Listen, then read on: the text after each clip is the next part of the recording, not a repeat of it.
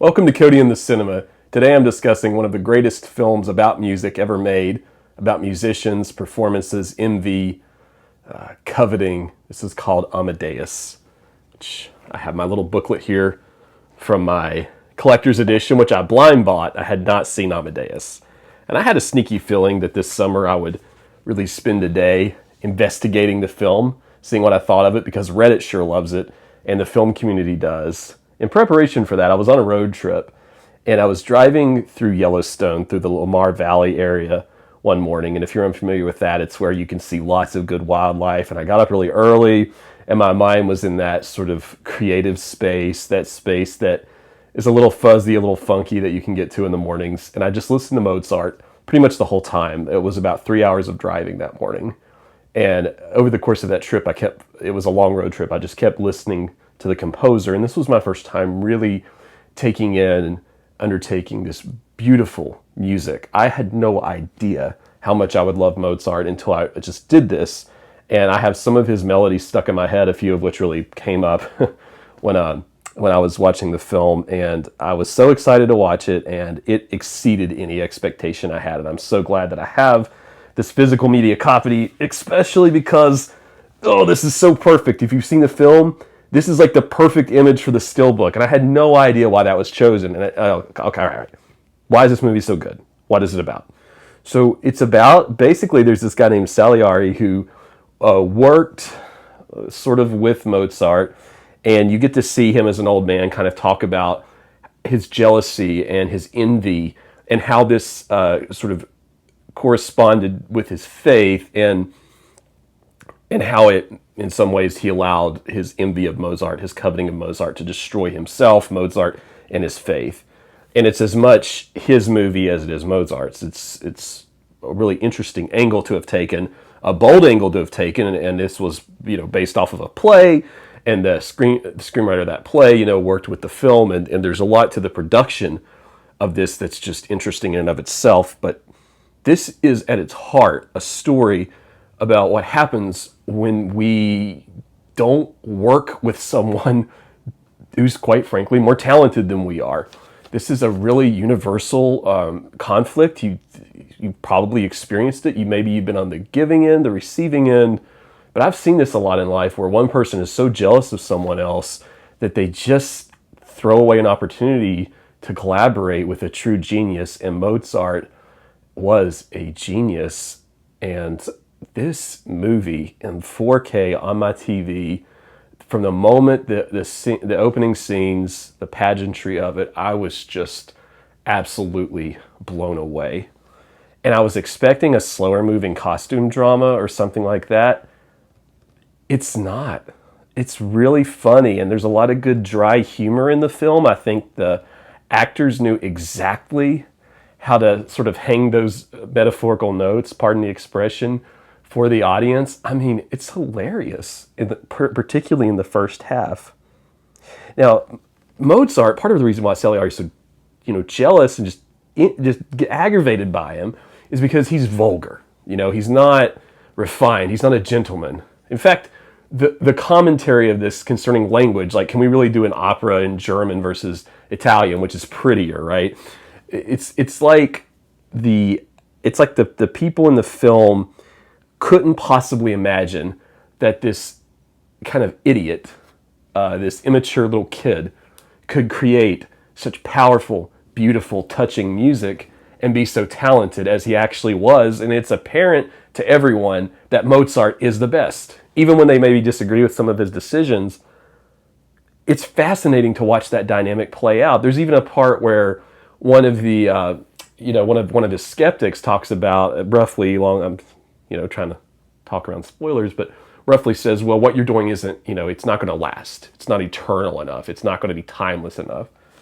And of course, the dramatic irony there, since we all know who Mozart is incredible. We get a little bit of insight into how his wife affected him.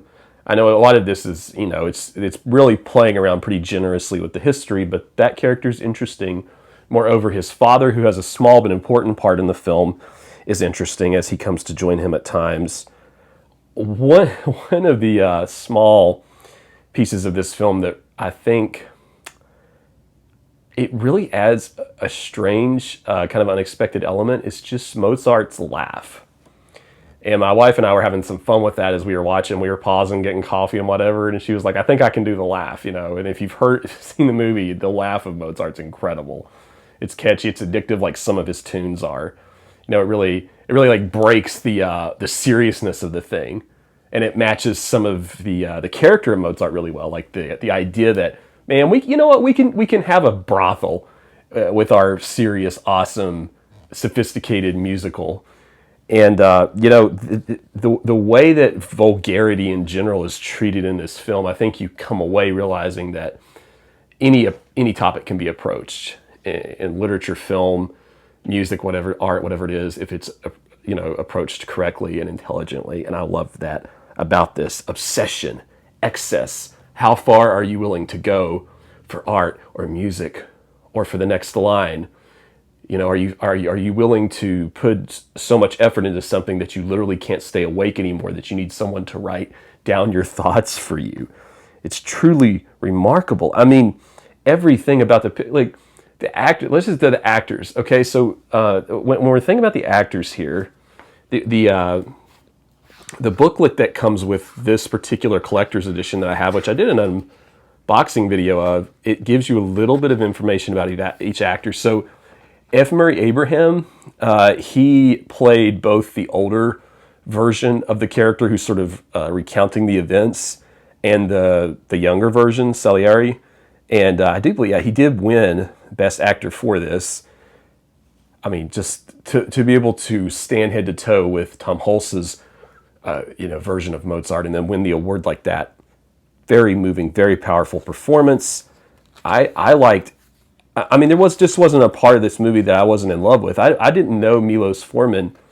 I wasn't as familiar with what all he had directed specifically, but I know he did One Flew Over the Cuckoo's Nest, which I was actually, when I was on my road trip and I was gathering physical media from different stores, I passed on a really cool copy of One Flew Over the Cuckoo's Nest, which he directed. And now I'm kind of like, I probably should have picked that up because I only have a DVD of it. And I think he did The Fireman's Ball or The Fireman's Bell, whichever film that is. That's a film that I've been wanting to see for a long time. I think I saw 5 minutes of it and something happened and I didn't get to finish it.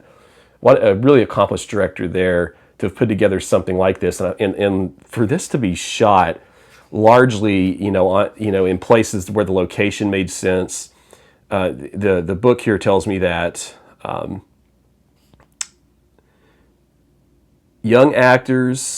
relatively young actors filled the lead roles, and the filming was in Prague, Czechoslovakia, and it says that this city offered the production the most complete setting in Europe, perfect for this recreation of 18th century Vienna. And you can tell, you never feel like you're taken out of the century, except for maybe how relatable the characters are. But the plot, you might have heard of Amadeus and think the whole plot is just this praising of this individual and that it's going to follow a really truly traditional arc. And in some ways those story beats are really familiar. But I like one of the pieces of writing that this Beloved of God essay that comes with my edition has. It says that it's talking about the screenplay from Schaeffer, and it says, a testament to the depth of Schaeffer's text, the drama that is perhaps most compelling is not that which transpires between Salieri and Mozart, but instead it is the one-sided drama between Salieri and the God he does not understand. And that is a frustrating thing about the film, because you're watching and you're like, how does he not realize he has the chance as he self-described mediocre composer to work with one of the greatest minds in music history, someone who was writing this incredible music from a young age, and it never clicks with him that you've got this perfect opportunity to do what it is you want to do in life, to be involved with great music, and you're throwing it away in this kind of jealousy and this envy. And I can kind of see how that would happen. You build up this idea of yourself of who you should be, and the opportunity kind of comes right to your doorstep, and you're like, nope, I don't want to do that. I don't want to be a part of that. It would be, I was actually thinking about a similar, okay, so follow me on this one. Lord of the Rings, I know that Christopher Lee, for example, originally, I believe he wanted to be Gandalf, but he ended up being an incredible Saruman. He could have said, well, I'm too old and I can't do the my God-given right, to Gandalf. I'm this huge mega fan. Why don't I get to be Gandalf? This larger role, but instead he really embraced the Saruman role. And I think that maybe our character here should have thought about things in a similar way. Like, why don't I just work with a genius and enjoy it? Absolutely stunning shots throughout. There's a really good repeating shot where you have these long takes and you have a distant kind of opening of the, in a door or a wall or in a street, and that's used repeatedly. And this image right here, so important, so good if you've seen it. I know I talked about it a minute ago, but I love what was done with this sort of death aspect of the film. The way that colors tend to get drained, the way that some of the actors and some of the, pieces of the setting start looking like black and white notes on paper, which is what Amadeus himself becomes obsessed with, or as his wife calls him, Woofy. Just like, it truly blew me away. Like, I've had a few releases this year that I've bought that I've been really a big fan of. I think this is probably my favorite piece of physical media I've bought this year, outside of maybe The Umbrellas of Cherbourg, which was also great and also had quite a bit of music to it. Thank you all on Reddit. Thank you for recommending to this, people that were like, Cody, you gotta see it, because I really loved it. And if it weren't for that year being so loaded with movies like Once Upon a Time in America, The Terminator, just a lot of movies that I've loved forever, this might be my favorite of that year. It's just really good. So get the film if you haven't. I really like the collector's set that I got from Warner Brothers here. I can't remember exactly which one it was. I'll try to leave my video, my unboxing of this description for you in the comments so that you can see a little bit more about that if you want. But gosh, I loved it. I can't wait to rewatch it again. Like, it was so good the whole way through. If you liked the video today and you found any of this to be helpful or whatever, please click the thumbs up like button. That'll help grow the channel. Leave your thoughts about Amadeus, and if you have any like it that you want me to see or other, let me know in the comments. That'll be great. Subscribe if you haven't. I talk about films all the time on here. We'll see you next time on Cody in the Cinema.